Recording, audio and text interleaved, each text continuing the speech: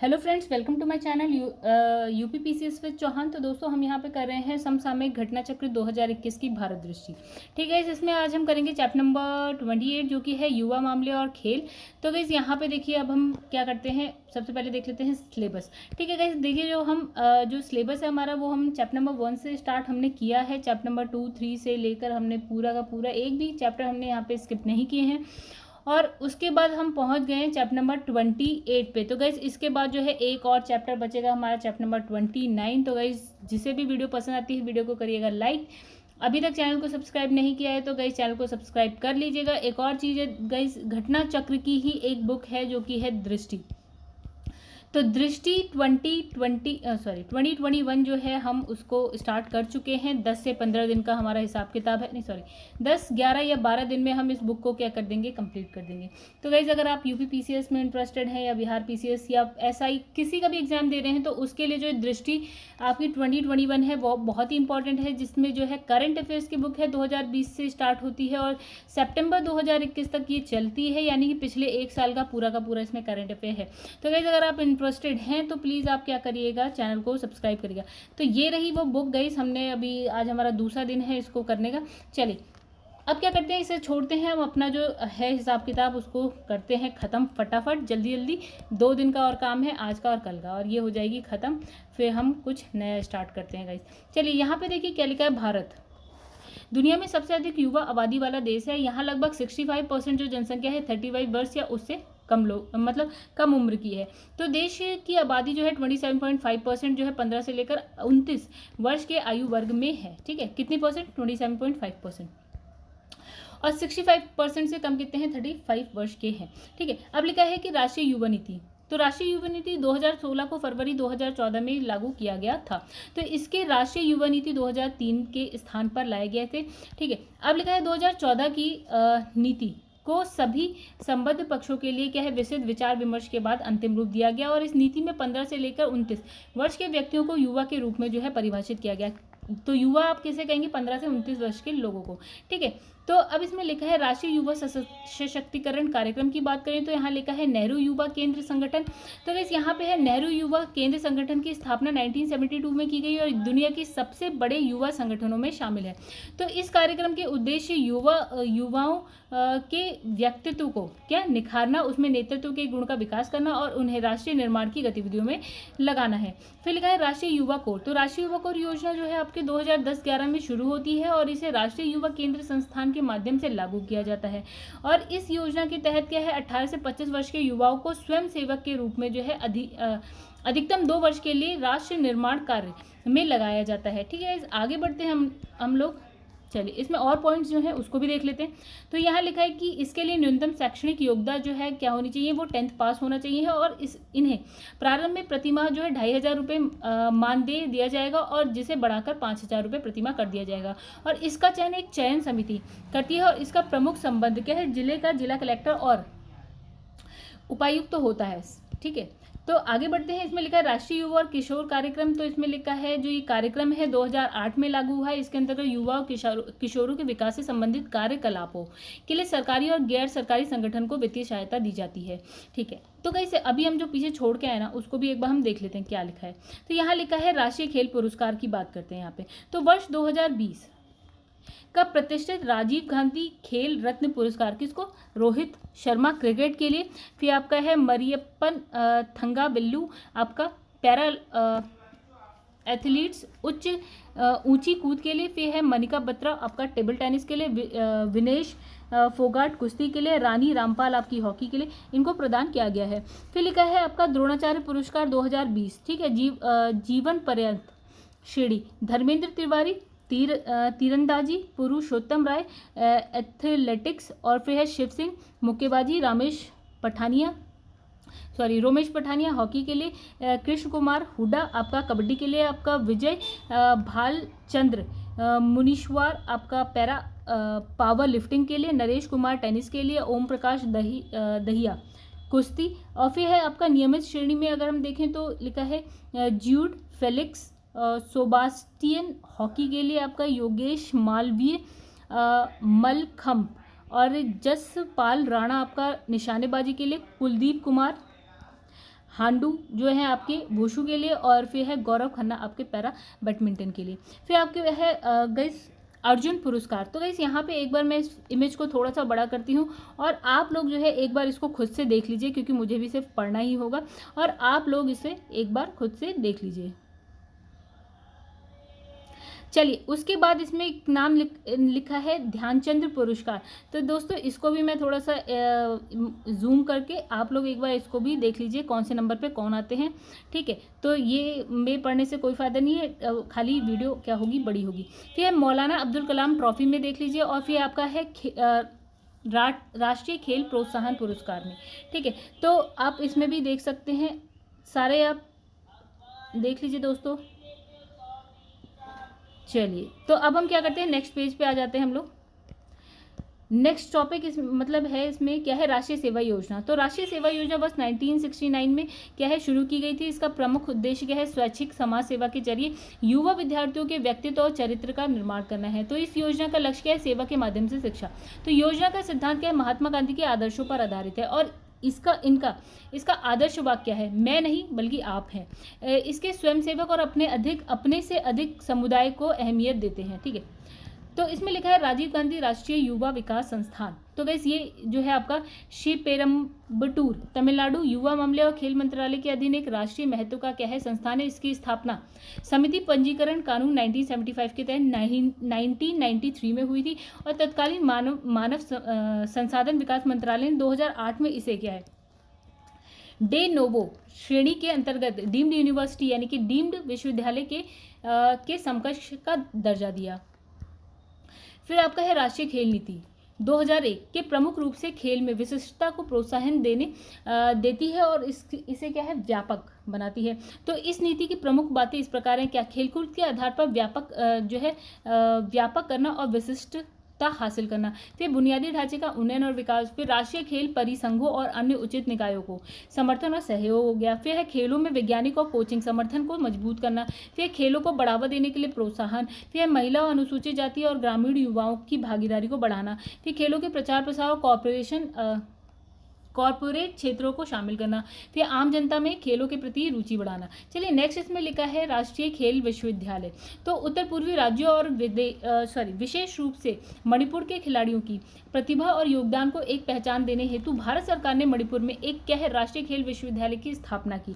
तो मणिपुर सरकार ने इस विश्वविद्यालय को स्थापित करने के लिए पश्चिम इम्फाल जिले में कितना 325 करोड़ एकड़ भूमि पर क्या है इसे प्रदान की, मतलब इसके लिए प्रदान की, ठीक है।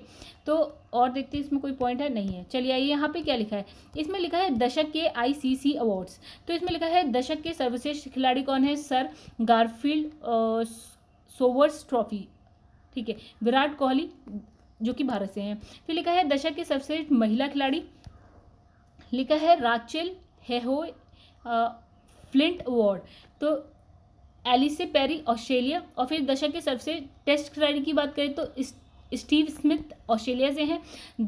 फिर दशक के सर्वश्रेष्ठ एक दिवसीय खिलाड़ी की बात करें पुरुष की तो विराट कोहली भारत से हैं। फिर है आपकी महिला की एक दिवसीय खिलाड़ी महिला की अगर हम बात करते हैं तो ये है एसिले पेरी ऑस्ट्रेलिया से। फिर दशक का सबसे T20 खिलाड़ी अगर हम देखें तो पुरुष वो है आपका राशिद खान जो कि अफगानिस्तान से है गाइस। और फिर आपके ये भी इंपॉर्टेंट हो जाएगा गाइस, थोड़ा सा आप देखिएगा जरूर, ठीक है। उसके बाद हम दशक के सर्वश्रेष्ठ T20 खिलाड़ी जो कि महिला की बात करें तो एलिसे पेरी ऑस्ट्रेलिया से हैं। दशक के सर्वश्रेष्ठ एसोसिएट क्रिकेट पुरुष की बात करते हैं तो इसमें लिखा है काइल कोइट्ज़ेर आपके स्कॉटलैंड से हैं। दशक के सर्वश्रेष्ठ एसोसिएट खिलाड़ी महिला की बात करें तो कैथरीन ब्राइस जो कि आपकी स्कॉटलैंड से हैं। फिर दशक के खेल भावना क्या लिखा है स्पिरिट ऑफ क्रिकेट पुरस्कार महेंद्र सिंह धोनी जो भारत से हैं, ठीक है। अब लिखा है खेलो इंडिया, तो राजीव गांधी खेलो अभियान, शहरी खेल आधारभूत संरचना योजना, राष्ट्रीय खेल प्रतिभा खोज प्रणाली कार्यक्रम को समाहित करने के बाद 2016-17 में के दौरान एक नई समग्र योजना खेलो इंडिया की शुरुआत की गई, ठीक है। तो इसे राष्ट्रीय खेल नीति 2001 के 2 लक्ष्यों को हासिल करने के उद्देश्य से शुरू किया गया है और ये लक्ष्य हैं कौन से, खेलों का आधार व्यापक बनाना और खेलों में श्रेष्ठता हासिल करना। फिर वार्षिक खेल स्पर्धाओं के माध्यम से युवाओं को खेलों में जन भागीदारी उभरती हुई खेल प्रतिभाओं की पहचान और विकासखंड, ठीक है। जिला और राज्य केंद्र शासित प्रदेश स्तर पर खेल आधारभूत संरचनाओं का सृजन, इस योजना का क्या है उद्देश्य। फिर है खिलाड़ियों के प्रोत्साहन संबंधी योजना, तो राजीव गांधी खेल रत्न पुरस्कार, तो ये पुरस्कार जो है 1991-92 से शुरू किया गया है और इस योजना के तहत किसी खिलाड़ी को पिछले 4 वर्षों में शानदार प्रदर्शन के लिए जो है सम्मिलित किया जाता है। तो इस पुरस्कार में क्या होता है 7.5 लाख रुपए की राशि प्रदान की जाती है। 2020 के लिए यह पुरस्कार जो है 5 खिलाड़ी यानी कि रोहित शर्मा फ्रॉम क्रिकेट, फिर है सुश्री मणिका बत्रा आपकी टेबल टेनिस से, और मरियप्पन थंगावेली आपकी कहाँ से पैरा एथलेटिक्स से, और विनेश फोगाट जो है आपकी कुश्ती से है, और उसके बाद है सुश्री रानी रामपाल जो है हॉकी है, इनको दिया गया है, ठीक है। नेक्स्ट आते हैं गाइज, यहाँ पे देखिए क्या लिखा है, यहाँ पे लिखा है आपका, यहाँ पे लिखा है ATP अवार्ड 2020। तो स्टीफन एडवर्ड लिखा है स्पोर्ट्समैनशिप अवार्ड जो है खेल भावना पुरस्कार, वह ATP नंबर 1 क्या है राफेल नडाल को दिया गया है। फिर आपका है ATP डबल्स नंबर, यहाँ पे है आपका लिखा है मेट पाविक और जो क्रोएशिया से हैं, और आपके हैं ब्रूनो सुआरेस ब्राज़ील से। फिर है आपका come back player of the year जो है आपका वॉसेक पॉस्पिसिल आपके कनाडा से हैं। फिर आपका है most improved player of year आपका है आंद्रे रूबलेव रशिया से। फिर है न्यू कमर ऑफ इंडिया जो है आपका कार्लोस अल्कराज स्पेन से हैं। फिर है आर्थर एश ह्यूमैनिटेरियन अवार्ड जो आपका है फ्रांसिस टियाफोए अमेरिका से। फिर है आपका फ्रेंच फेवरेट अवार्ड सिंगल आपका रोजर फेडर आपका स्विट्जरलैंड से है। आपका फ्रेंच फेवरेट अवार्ड डबल्स में आपका है जेमी मुरे और नील स्कुप्सकी, दोनों जो है आपके ब्रिटेन से हैं। कोच ऑफ द ईयर आपका बात करें तो फर्नांडो विसेंटे हैं आपके आंद्रे रुबलेव के कोच हैं। और टिम गुलिक्सन कैरियर कोच अवार्ड जो है आपका बॉब ब्रेट ऑस्ट्रेलिया से हैं। और फिर आपका है Ron Bookman media excellence award जो है आपका केविन मिशेल को दिया गया। फिर हम बात करेंगे अर्जुन पुरस्कार की। तो गैस इसकी शुरुआत कब होती है 1961 में होती है, और इसमें क्या है लघु प्रतिभा प्रमाण पत्र समारोह की ड्रेस और क्या है लगभग 5,000 रुपये नगद दिए जाते हैं। फिर 2020 में 27 खिलाड़ी को इससे पुरस्कृत किया गया था। फिर है Dhyanchand life time achievement award, तो इसमें लिखा है खेलों में लाइफ टाइम अचीवमेंट के लिए ध्यानचंद पुरस्कार 2022 में शुरू किया गया। तो ये पुरस्कार इस खिलाड़ी को उन खिलाड़ियों को सम्मानित करने के लिए दिया जाता है जिन्होंने अपने प्रदर्शन से खेलों में योगदान दिया और सक्रिय खेल कैरियर में सेवानिवृत्ति के बाद भी खेलों को आगे बढ़ाने के लिए क्या है योगदान दिया है। तो इस पुरस्कार में क्या है लघु प्रतिमा प्रमाण पत्र और समारोह की ड्रेस और 5 लाख रुपए नगद दिया जाता है। 2020 में 15 खिलाड़ी को दिया गया है ये। फिर द्रोणाचार्य पुरस्कार की बात करते हैं। तो कैसे ये कब शुरू होता है 1985 में स्टार्ट होता है। ये पुरस्कार उन प्रशिक्षकों को सम्मानित करने के लिए दिया जाता है जिसके द्वारा प्रशिक्षित खिलाड़ियों और टीमों ने अंतर्राष्ट्रीय स्तर पर उल्लेखनीय नतीजे दिए हैं। तो इस पुरस्कार के तहत गुरु द्रोणाचार्य की प्रतिमा प्रमाण पत्र समारोह की ड्रेस और 5 लाख रुपए नगद दिए जाते हैं। 2020 में इसे क्या है 8 लोगों को दिया गया है। तो चलिए यहाँ पे लिखा है फिक्की इंडिया स्पोर्ट्स अवार्ड 2020। तो sports person of the year पुरुष में आपका है बजरंग पुनिया पहलवान है। Sports person of the year कौन है महिला में एला वेनिल वलारीवान आपका निशानेबाज। और फिर है वर्ष में शानदार उपलब्धि हासिल करने वाली खिलाड़ी कौन है अन्नू रानी जो कि आपका जैवलिन थ्रो। फिर है life time achievement award Manjusha Kanwar आपका बैडमिंटन से है। वर्ष के सबसे पैरा एथलीट कौन है सुंदर सिंह गुर्जर और क्या सिमरन शर्मा। और फिर उसके बाद है सर्वश्रेष्ठ कोच आपके राधाकृष्णन नायर हैं। सबसे खेल पत्रकार जो है आपके वो है आपके मोना पार्थसारथी। खेलों को बढ़ावा देने के लिए सर्वश्रेष्ठ राज्य कौन सा है मध्य प्रदेश एंड असम। फिर आपका है CSR मतलब सामाजिक उत्तरदायित्व के माध्यम से खेलों में योगदान देने वाला सर्वश्रेष्ठ संगठन कौन सा है टाटा स्टील है। फिर खेलों को बढ़ावा देने वाली सर्वश्रेष्ठ कंपनी सार्वजनिक क्षेत्र कौन सी है भारत वायुसेना है। खेलों को बढ़ावा देने वाली सर्वश्रेष्ठ कंपनी यानी कि निजी क्षेत्र की कौन सी है टेनविक स्पोर्ट्स है। सर्वश्रेष्ठ राष्ट्रीय राष्ट्रीय खेल महासंघ यानी कि भारतीय पैरालंपिक समिति और भारतीय कुश्ती संघ है।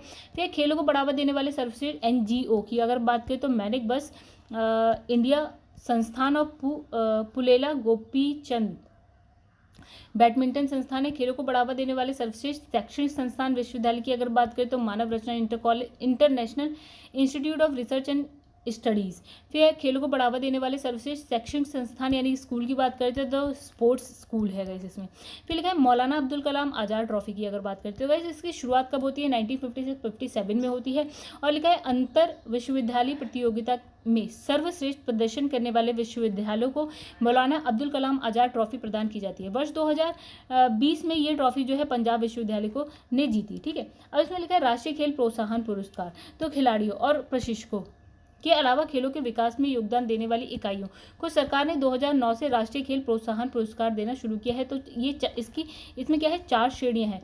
इसमें लिखा है उभरती युवा प्रतिभाओं की पहचान और उन्हें प्रोत्साहन, कॉर्पोरेट सामाजिक दायित्व के जरिए खेलों के प्रोत्साहन, खिलाड़ियों के रोजगार और खेल कल्याण उपायों और विकास के लिए खेल। इन सभी श्रेणियों में इस पुरस्कार के तहत प्रशंसा पत्र और क्या है ट्रॉफी दी जाती है। इसमें कोई नगद राशि नहीं दी जाती है। तो गाइस नेक्स्ट इसमें क्या लिखा है चलिए देख लें एक बार। हाँ, तो यहाँ पे लिखा है गाइस कि क श्रेणी मुक्त श्रेणी खेल की। तो इसमें लिखा है खेल प्रतियोगिता का नाम और पुरस्कार राशि रुपए में और स्वर्ण पदक, रजत पदक और कांस्य पदक। तो ओलंपिक खेलों में जो है कितने जो स्वर्ण पदक 75 लाख और रजत पदक 50 लाख, ये रुपए में बताया 75 लाख रुपए, 50 लाख रुपए, 30 लाख रुपए। फिर एशियाई खेलों में हम बात करेंगे तो 30 लाख स्वर्ण पदक जिसको मिलता है उसको 30 लाख रुपए और 20 लाख रुपए रजत पदक। तो गाइस ये आप एक बार देख सकते हैं एशियाई खेलों के लिए, राष्ट्रमंडल खेलों के लिए, विश्व चैंपियन या विश्व कप या प्रत्येक 4 वर्षों में एक बार आयोजित ऑल इंडिया बैडमिंटन चैंपियंस उसके लिए आप देख सकते हैं। विश्व चैंपियन विश्व कप 2 वर्ष की आयोजित, विश्व चैंपियन विश्व कप 1 वर्ष में एक बार जो है आयोजित होती है वो एशियाई चैंपियनशिप 4 वर्ष में एक बार होती है। एशियाई चैंपियनशिप 2 वर्ष में जो एक बार होती है और एशियाई चैंपियनशिप 1 वर्ष में जो एक बार होती है। फिर इसमें लिखा है खिलाड़ियों के लिए पंडित दीनदयाल उपाध्याय राष्ट्रीय कल्याण कोष। तो गाइस ये इस कोष का नाम बदलकर 2017 में क्या है खिलाड़ियों के लिए पंडित दीनदयाल उपाध्याय राष्ट्रीय कल्याण कोष कर दिया गया। पहले क्या खिलाड़ियों के लिए राष्ट्रीय कल्याण कोष था जिसका नाम बदलकर ये कर दिया गया। ठीक है, उसके बाद लिखा है इस कोष की स्थापना 1982 में की गई ताकि अतीत में खेलों में देश के गौरव दिलाने वाले उन उत्कृष्ट खिलाड़ियों को वित्तीय सहायता मुहैया कराई जा सके जो दरिद्रता की स्थिति में है और ये सहायता उन्हें दी जाती है जिनके सभी स्रोतों से वार्षिक आमदनी जो है 2 लाख रुपए से कम होती है। फिर नेशनल एंटी डोपिंग एजेंसी की बात करते हैं। तो वर्ष 2009 में स्थापित राष्ट्रीय एंटी डोपिंग एजेंसी यानी कि नाडा देश में खेल में डोपिंग नियंत्रण कार्यक्रम को बढ़ावा देने, समन्वय करने और क्या है निगरानी करने के लिए जिम्मेदार एक राष्ट्रीय संगठन है। और फिर नाडा के एंटी डोपिंग जो नियमों का पालन वाडा के डोपिंग रोधी मानकों के अनुरूप किया गया है। फिर राष्ट्रीय डोप प्रशिक्षण प्रयोगशाला। तो लिखा है राष्ट्रीय डोप प्रशिक्षण प्रयोगशाला युवा मामले और खेल मंत्रालय के अधीन कार्य करने वाली एक स्वायत्त शासी संस्था है। ओके गाइस यहाँ पे हम थोड़ा सा रह गया था हमारा, जैसे कि ये जो है हमने 9 तक करा था यहाँ पे, तो 9 के बाद भी है गाइस हमने देखा नहीं। इसमें जैसे है राष्ट्रीय मंडल चैंपियनशिप 4 साल में जो एक बार होती है, राष्ट्रीय मंडल चैंपियनशिप जो 2 वर्ष में एक बार आयोजित होती है, राष्ट्रीय मंडल चैंपियनशिप जो आपकी प्रतिवर्ष आयोजित होती है वो। फिर आपका आता है अंतर्राष्ट्रीय विश्वविद्यालय खेल, उसमें भी दे रखा है यहाँ पे देख लीजिएगा। फिर है श्रेणी ख में जो श्रेणी है पैरा स्पोर्ट्स के लिए। तो गाइस इसमें आप देख सकते हैं पहला है पैरालंपिक खेल जो ग्रीष्म और शीतकालीन होता है, पैरा एशियाई खेल होता है, राष्ट्रमंडल खेल पैरा और एथलीट होता है, पैरा एथलेटिक्स सॉरी। फिर आपका लिखा है आईपीसी वर्ल्ड कप चैंपियनशिप 2 वर्ष में एक बार आयोजित होता है, आईपीसी वर्ल्ड कप चैंपियनशिप 2 वर्ष में एक बार आयोजित होता है। तो गाइस उसमें भी आप देख सकते हैं स्वर्ण, रजत और आपका ब्रॉन्ज के लिए। ठीक है, आगे हम देखते हैं दोस्तों। चलिए इसमें ओके जो हम ये पढ़ रहे थे यहाँ पे राष्ट्रीय डोप परीक्षण प्रयोगशाला, उसी में और भी पॉइंट्स हैं। इसमें लिखा है नाडा के एंटी डोपिंग नियमों का अनुपालन वाडा के डोपिंग रोधी मानकों के अनुरूप किया जाता है। फिर नाडा को डोप नमूनों की जांच और अग्रिम अनुसंधान की जिम्मेदारी सौंपी गई है। तो राष्ट्रीय डोप प्रशिक्षण प्रयोगशाला को सितंबर 2008 में वाडा की मान्यता मिली और ये विश्व में वाडा से मान्यता प्राप्त 33वीं प्रयोगशाला है और एशिया में ये क्या है 7वें स्थान पर है। अब बात करेंगे BBC sports personality of the year 2020 की। तो BBC sports personality of the year कौन है? लुइस हैमिल्टन दूसरी बार बनी है। और टीम ऑफ द ईयर आपकी कौन सी है? Liverpool FC। और फिर है कोच ऑफ द ईयर आपका है जुर्गेन क्लॉप, ठीक है। फिर है world sports star of the year आपका है खबीब नूरगोमेदोव, ठीक है गाइस। ये प्रोनाउंसिएशन मुझे सही से नहीं आ रही है, ये आप एक बार खुद से भी पढ़िएगा। फिर इसमें लिखा है हॉलैंड रोलांस अवार्ड, तो ये मिला है कैप्टन सर टॉम मूर। और फिर है अनसंग हीरो जो है आपका सर्जेंट मैट रतन। और फिर यहाँ captain Tom young unsung hero क्या है? Tobias Weller. फिर है young sports personality of the year आपका है एंड्रिया स्पेंडोलिनी सीरीएक्स। फिर है एक्सपर्ट स्पेशल पैनल अवार्ड, ये आपका हो गया आपका मार्कस रेसफोर्ड। तो गाइस यहाँ पे जो है ये वाला चैप्टर हमारा खत्म हो गया है। तो गाइस अगर आपको वीडियो पसंद आए तो वीडियो को लाइक करिएगा, कमेंट करके बताइएगा कैसा लगा। और उसके बाद अगर वीडियो पसंद आए तो शेयर करिएगा अपने दोस्तों में।